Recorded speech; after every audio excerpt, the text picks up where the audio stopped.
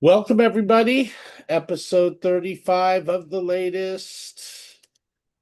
Good morning, everybody.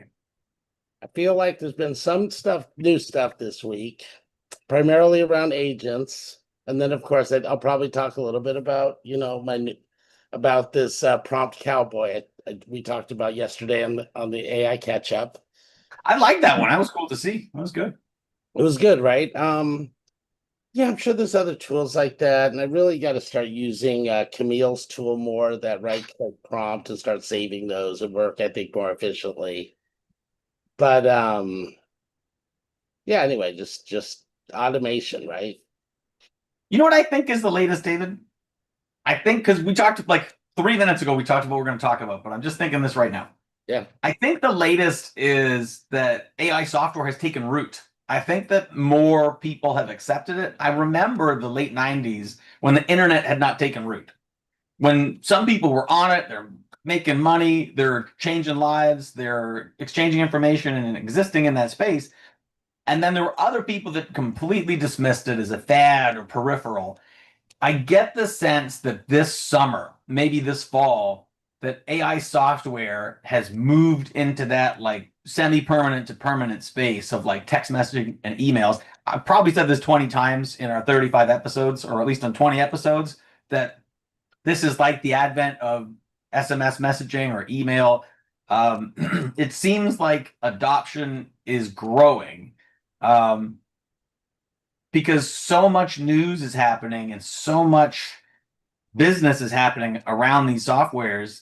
Um, I get the sense that the latest is that they're here to stay, or at least like stay until something very, very significant changes. But it's not like, I don't know, like virtual reality headsets have not taken root. right. You Um, know, they've been around for years and years, but you don't see people with the same instance or talking about it.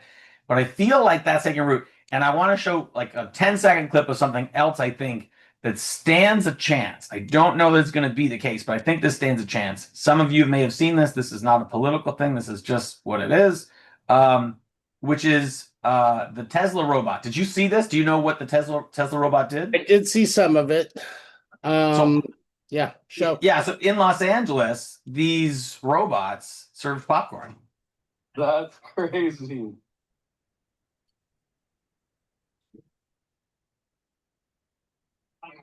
Don't mess it up. Oh,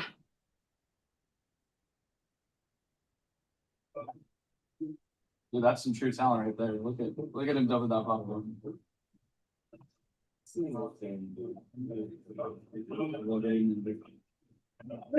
Thank you. Thank you.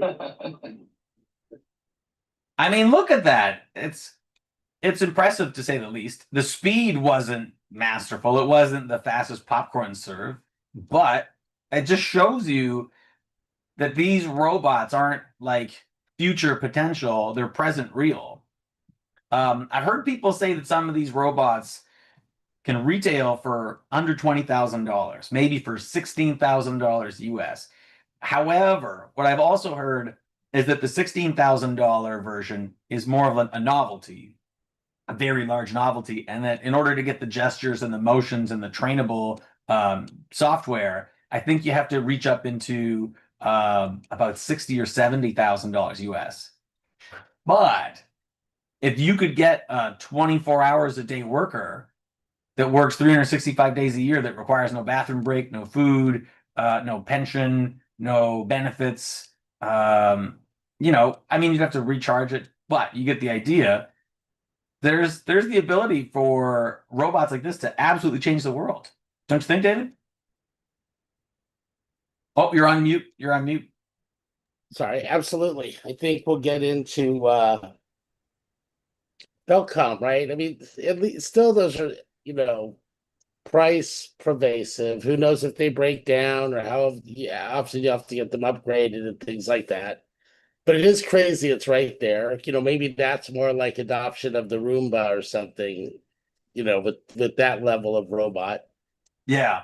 Um, I think that if we look at back to kind of the internet and where that was at. So first of all, remember when the internet first came out, or when the web first came out, it was supposed to be like very nonprofit, or if you had a company that made money off the internet. This is very early, right? And then just people used it early, got frustrated because they couldn't figure out the modem, or the pages were loading too slow, and there just wasn't a lot of info. So then it was like, oh, that's the internet. I know what that is. I don't like it, right? And then, and I think that was similar with AI, where it was very polarizing. People said, oh, they heard, oh, kids are cheating in school. It's for people that don't know how to write. Now they can write.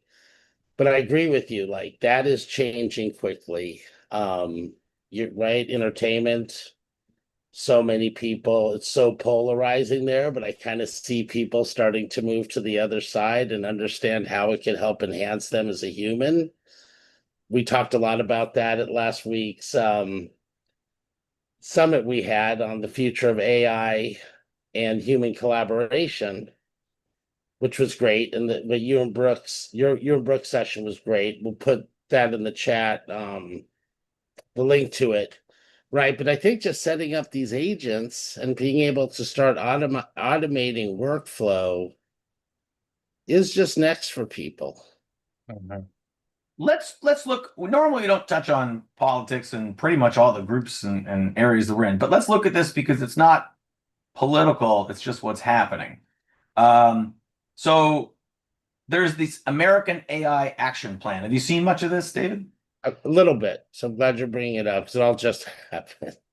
Yeah. So as you can see, a lot of news happening about this, right? It's very recent. Trump launched this American AI action plan. It looks like this. It's ai.government, ai.gov/action-plan. And it says America is in a race to achieve global dominance in AI. Winning the race will usher in a new era of human flourishing, economic competitiveness, and national security for the American people. Recognizing this, the president directed the creation of an AI action plan based on the 3 pillars of accelerating innovation. So I guess that's number 1. If people are innovating, he wants to increase the speed. Number 2 is building AI infrastructure. So if AI software and AI tools are going to happen, let's build the buildings and facilities and data centers and physical items that are required for it. And then when it comes to international diplomacy and security, these are the rules that we use in the contracts we have. Those are the pillars, right? To innovate among the software, to build the infrastructure, and to lead security and diplomacy. So that's their plan. You can look at it, right? Or you can do like I did and put it into ChatGPT. I just said, make sense of this, right? So there's no slant to it, just make sense of this. And so they want to slash red tape. They want to mandate a bias-free AI. This is very interesting. Our groups have talked about this.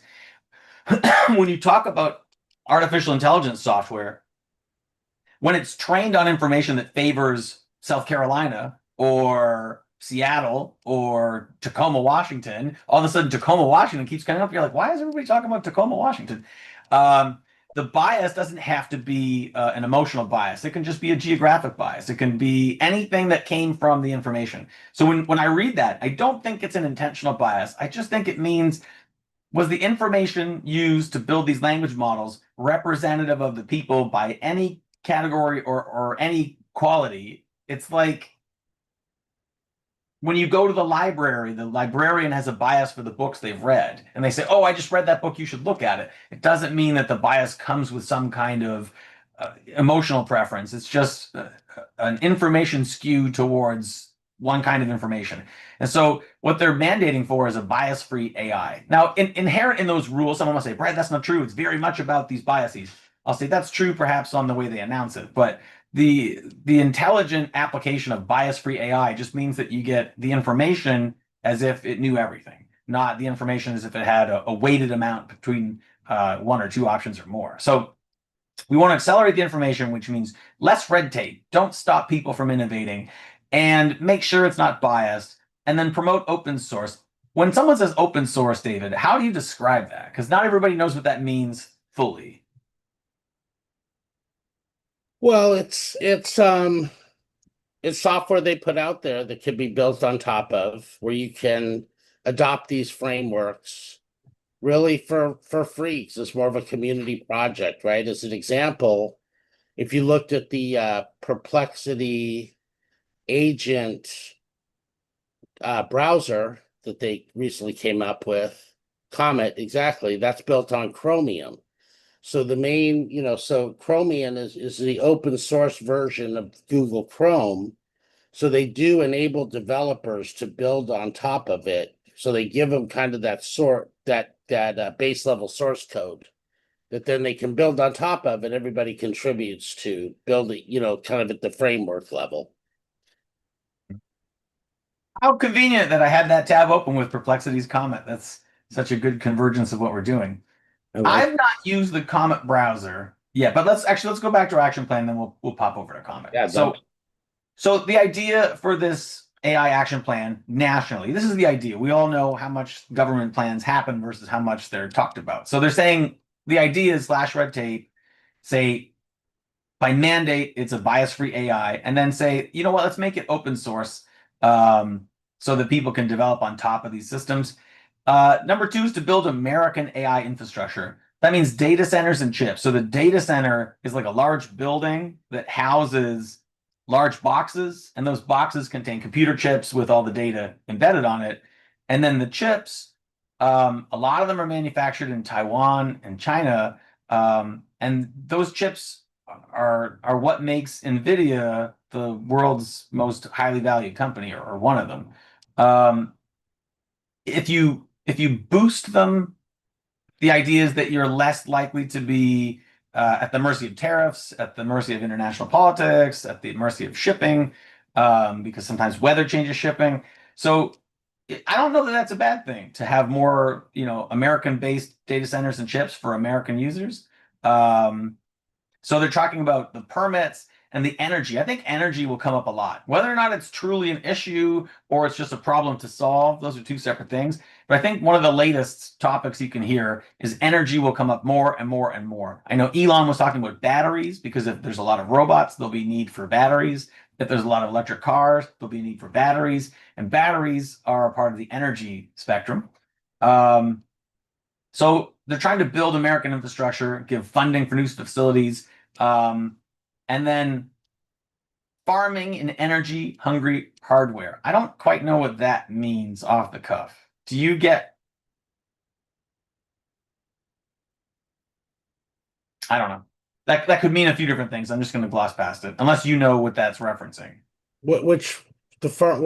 Farming in energy-hungry hardware. No, I'm going to assume it means just finding extra energy because they're running things more efficiently, maybe. Yeah. Yeah. Okay. Yeah, that kind of cooked my brain for a second there. We're going to move on. Just that could mean a few different things. So they're going to scale the federal AI use. That's interesting. So you're going to see more people using the artificial intelligence software federally. And then they're going to empower defense. That's a whole other thing of whether the Department of Defense uses any form of artificial intelligence. I think that is something to be aware of.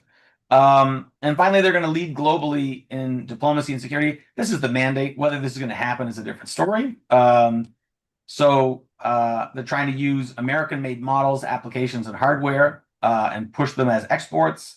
The National Institute is going to vet the Chinese AI for censorship or influence of the Chinese party. And then Homeland Security wants to have AI cybersecurity monitoring. I think that's a very important issue, David. I think one of the things we have not covered much on the latest is security and cybersecurity issues. I think you're going to see more and more people who say, oh, somebody created a bot. I read a headline that people were trying to make an agent that said, delete all the computer. And they said it wasn't going to work, but the fact that someone attempted it was worth noting, was that someone might put out an agent that says, if this comes in contact with your files, just delete all the files. That's what you should do. I remember people did this in the 90s. It was like a trendy thing to put it on a floppy disk and then be like, oh, here's this cool game. And you put it in your computer and deleted all your stuff. Right. So what America's doing is at least acknowledging, like we said at the top of the call, that artificial intelligence software has become a stronger part of the economy and a stronger part of the future. So the key takeaways, at least this is ChatGPT's take, is that there's 90 plus policy actions being rolled out. So a lot of policy. They're trying to deregulate things. So if there was regulation of what you couldn't do, they're saying, let's not make it so regulation heavy. Let's deregulate it. And then let's make our focus pro growth. So let's grow our infrastructure, the frontier models, which is the ChatGPTs, the Claudes, the Googles, the Perplexities, those language models. They're at the front of the industry. Let's make them bias free. Let's push for them to be open source, and let's be tech leaders globally. What do you think of all that? What do I think? Yeah, I think we need to stay ahead. I mean, it's pretty crazy just how we've been.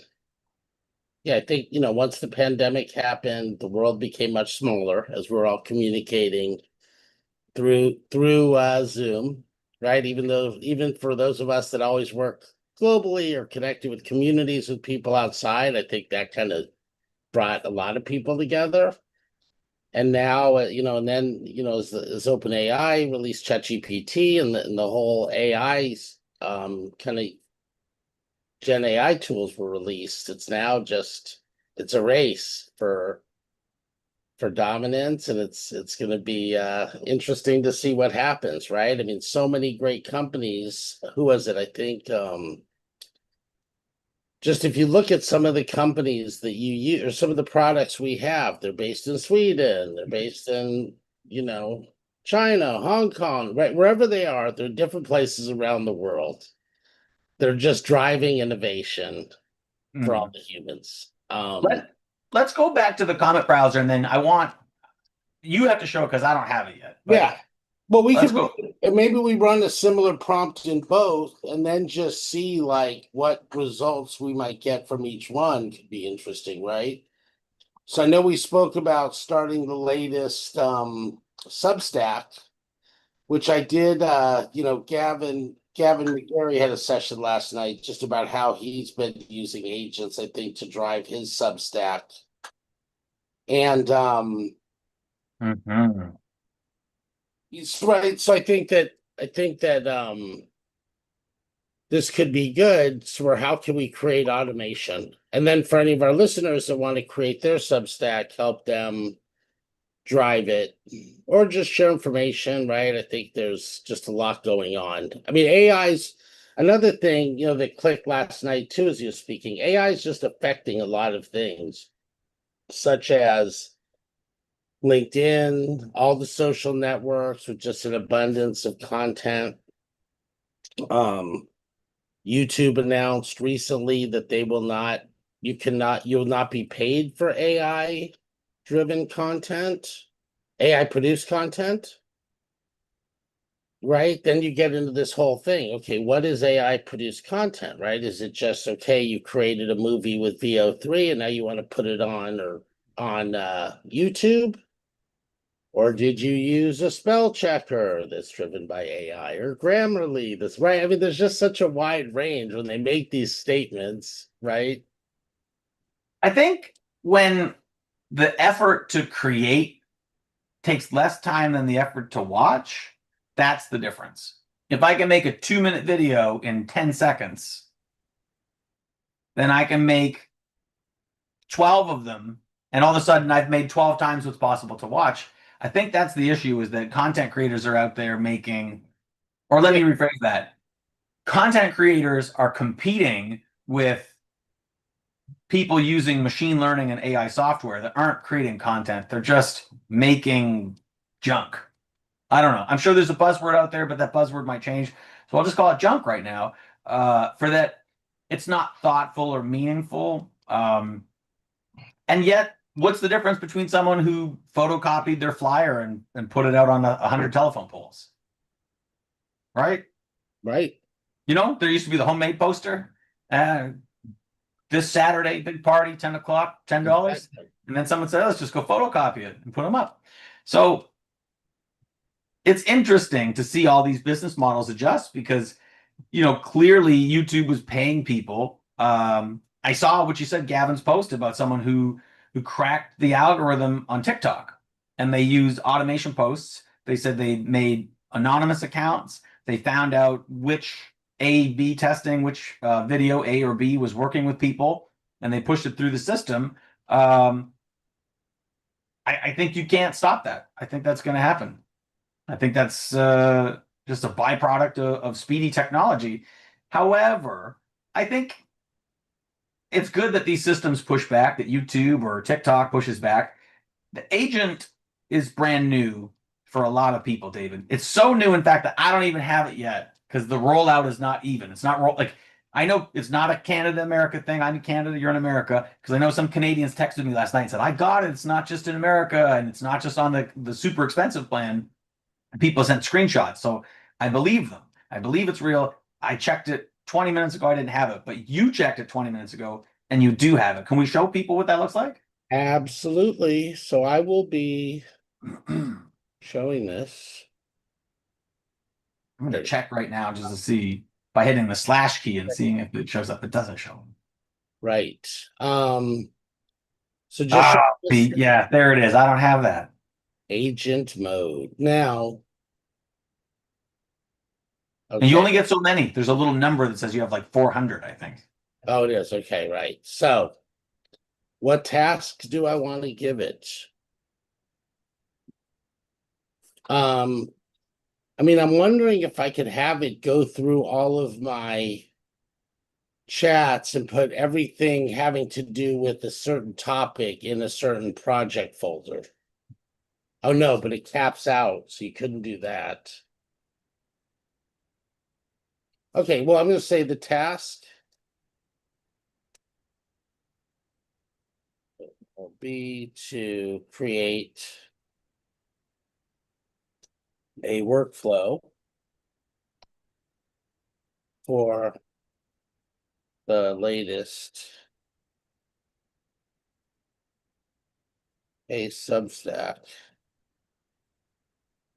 of our show, the latest with excuse me, Brad Rochefort and David Leighton. Is this enough to put in, or should I go to the prompt Cowboy? Actually, show the prompt Cowboy. That's interesting. Right. So okay, so why don't I just take this? Now, this is a free software you're about to show people, right? Or are you a subscriber? No, free software. You do, if you log in, you can kind of track all the things you're doing and make it a little easier. And then what's the dot? Is it .com or .ai? From Cowboy.ai. I'm going to say,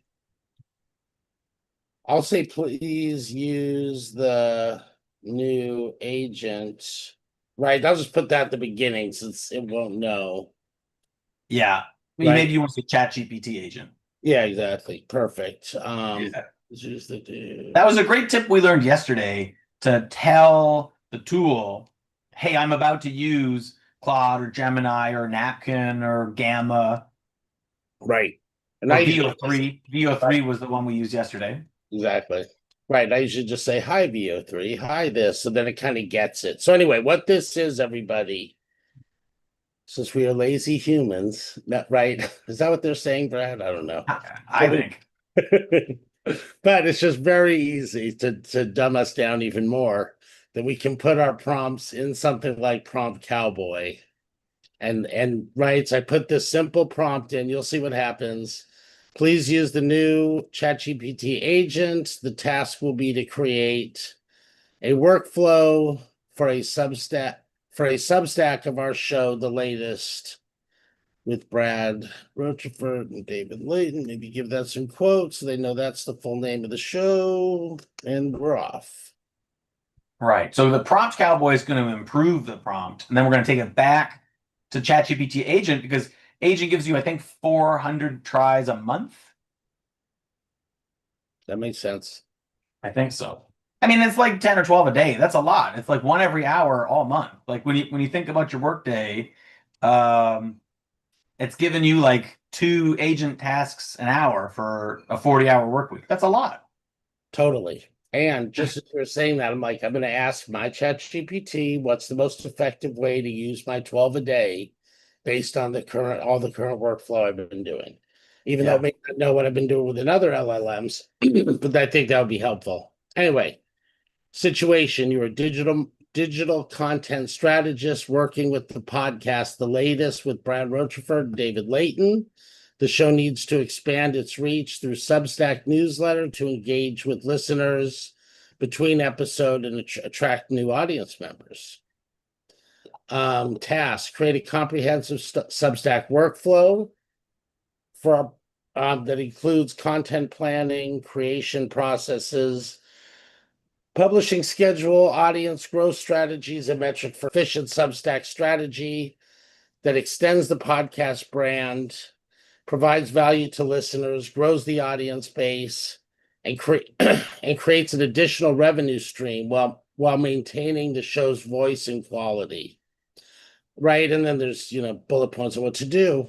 Pretty amazing. Got all that from this, Brad, right? Yeah. I mean, I think it's pretty right on, right? I think it's great. Then it pops in some knowledge, allows both free and paid subscribers. So y'all can join our list for free or join our monthly. We'll include different opportunities to join our think tanks and things like that. Newsletters, which we can pull out. We'll start putting those, maybe we'll start putting those gamma things in there, right? Okay. Oh, yeah, yeah. Your gamma presentations from the transcript. Those are good. Which I did flaked on last week. Oh, no.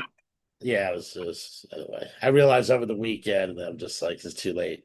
But I love this last line they put in. Your life depends on you creating a practical, actionable workflow that the podcast host can implement immediately with specific timelines, content strategies, and delegation of responsibilities clearly defined. So now I'm going to hit copy. That's some urgency. Your life, they're telling the ChatGPT agent its life depends on it. Exactly. Don't mess around. I'm going to This is some Mission Impossible stuff right here. I'm gonna now replace my lazy prompt with the great prompt.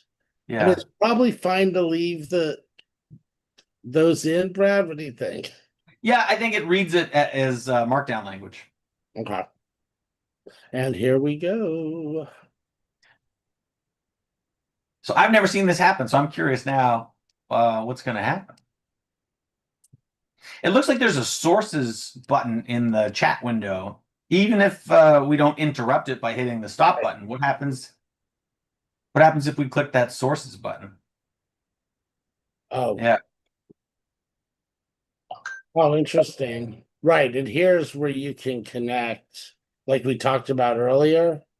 You can connect Canva. That's interesting.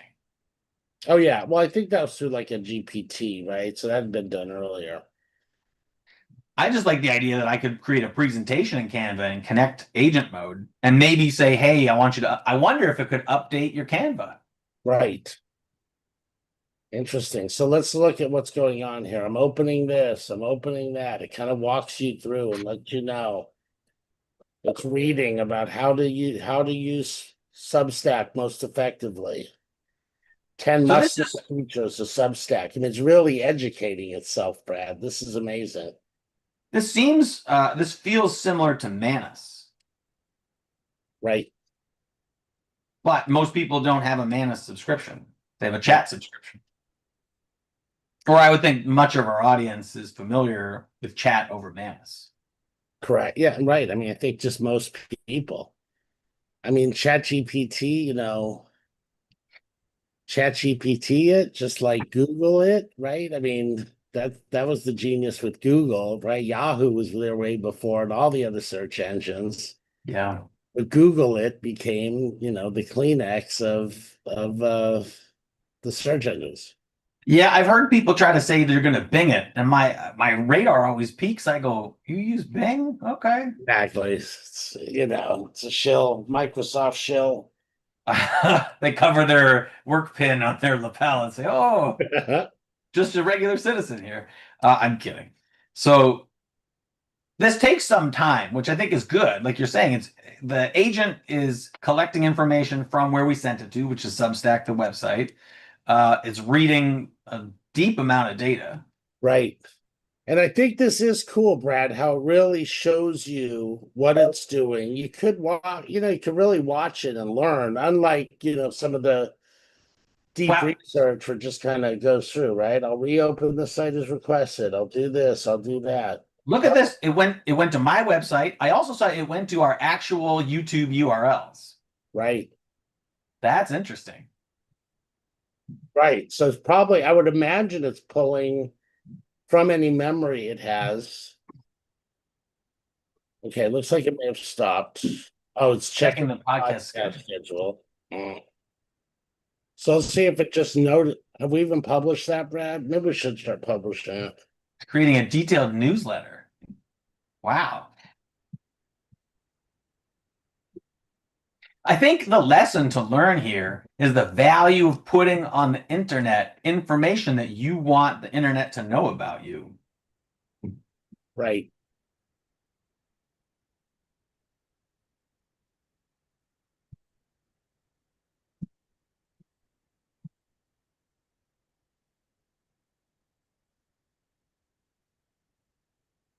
Gavin was talking about this the other day about how if you put events on the internet, that those events tend to reach the search engine in a really strong way. If you put them where? Unlike Yeah. Eventbrite, like if we went Right. to Eventbrite and said, "Hey, Thursday at 6:30 Pacific, 9:30 Eastern, um, watch the latest Right. live on YouTube." So look at this. Here's the Substack report.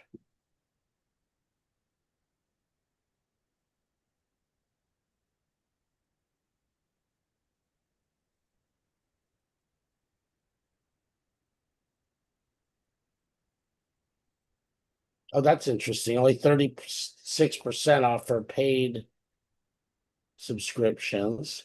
Mm-hmm. And I thought all of them just had a free and then premium stuff. Mm.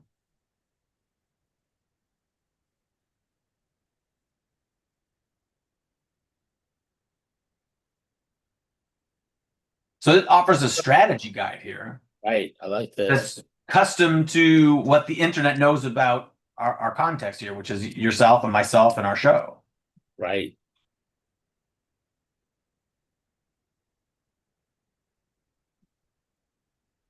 Deep dives and essays, extended interviews, and bonus audio is interesting. An AMA session we could do. There is ways to do that on Substack. I think invitations to special events, right? Like, and even like WITI membership, invitations maybe to Brain Juice. I don't know if we want to do something like that, or the other the Brain Juice too we talked about doing. Right. I think that even I know we talked about like CES tours this year, right? That we would lead that and kind of go around and show people the AI parts. I think that would be interesting. Our next year. Yeah. CES in Las Vegas, very, very much. Right. No, I think we had success there in January. I think the teams and individuals we talked to, I think a lot of what they're up to is cutting edge stuff. No, without a doubt, right? And we saw one of our mutual friends walking around giving tours. Tony. Yeah, and then David Shing I know does his tours. So I think it's good, right? Because I think it's just we take it for granted. Although that was your first CES, I think, right? Well, first time at that CES, but Right. I You've been mean, to a million shows, right? But just for yeah, people that got dropped in, have gone there for the first time, they'd have no clue where to go for what. right. Okay. So this is quite something, and I think we're just getting started on what this agent can do. Because the pushback would be, Brad and David, this looks like a regular report it could have done yesterday. But I don't know that it would have done that much detail. I don't know that it would have visited all those links and come up with this much layered information. It was amazing. All right, so we're not gonna. I know we're almost at 40 minutes, but and of course I forgot to turn transcribe on, so I will need your or closed captioning. So send me the Yeah. Firefly. But hey, this is good. I'm gonna put this in a Google Doc for us, which now I know we can integrate Google Docs with ChatGPT. So we haven't even dug into that yet. I think that was pretty new this week. Right. So I think it's using these tools together. I've always kind of used Gemini with my Google products, whether it's Notebook LM prompts or just other things I want to do. I think crossover's fine. It's good. I like how it gives you these sources. Now when I put this into a Google Drive for us, excuse me. So I'll just do this live. I don't think I have many. So I'll just drop it into a Google Doc and then I'll create a folder for us. But let me just see when I copied it, let me paste it in. See, it's not giving us everything, which this is, I mean, I did, oh wait. Okay, now it copied. Maybe I didn't do it correctly the last time. What the heck? Right. So then I think, which, there'll be these minor bugs. Oh, my bad. See, sometimes it's just user error, Brad. So Okay. download the report from here. So you could send it to X, LinkedIn, Reddit, Right. copy it, download it. What we'd want to do now. Oh, you know what might be interesting? If I copy this link and send it to you, maybe that'll activate your agent being open potentially.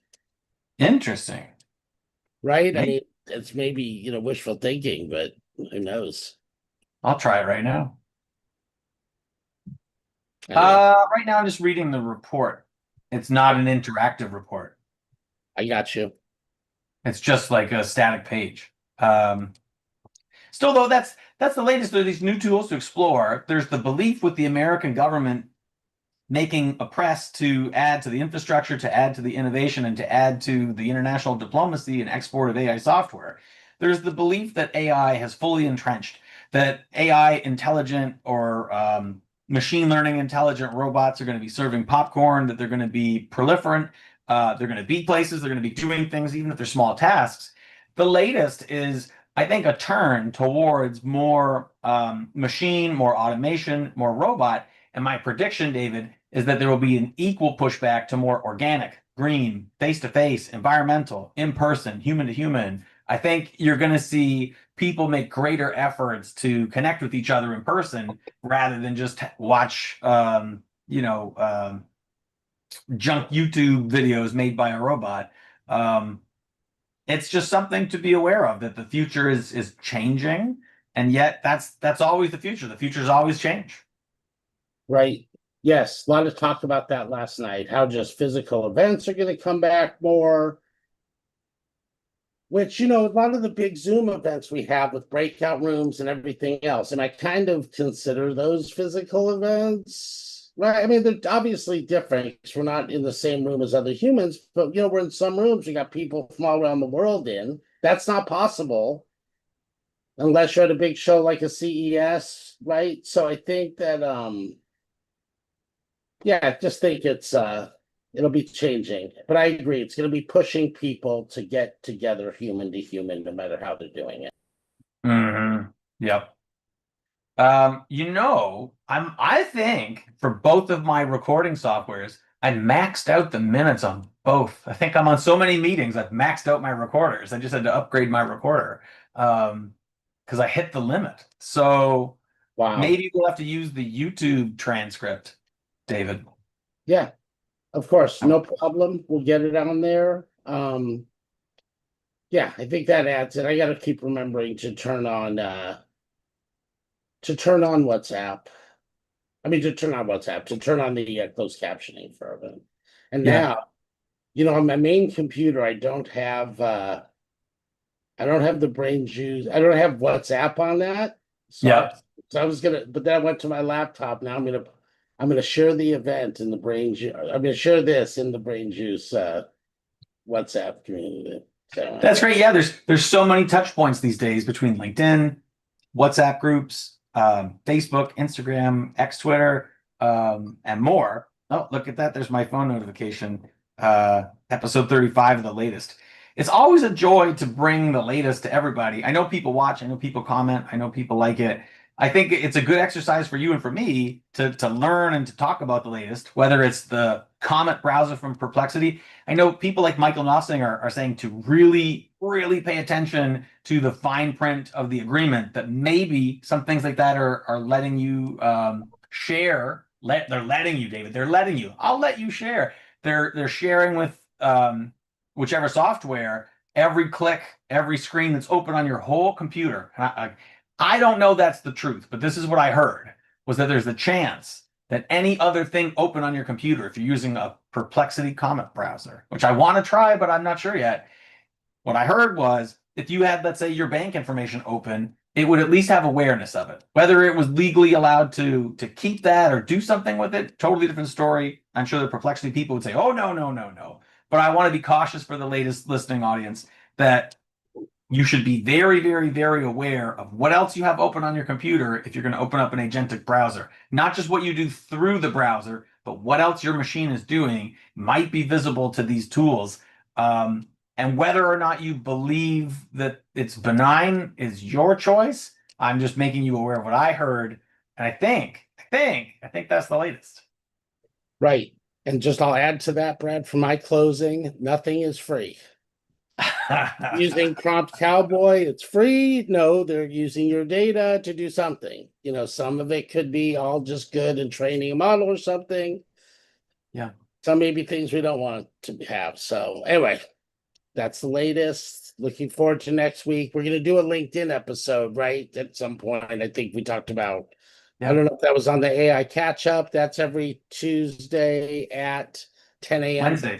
Wednesday, my bad. Wednesday. And then the latest, and then we'll have more stuff with our Substack. So, Brad, great to see you. Have a great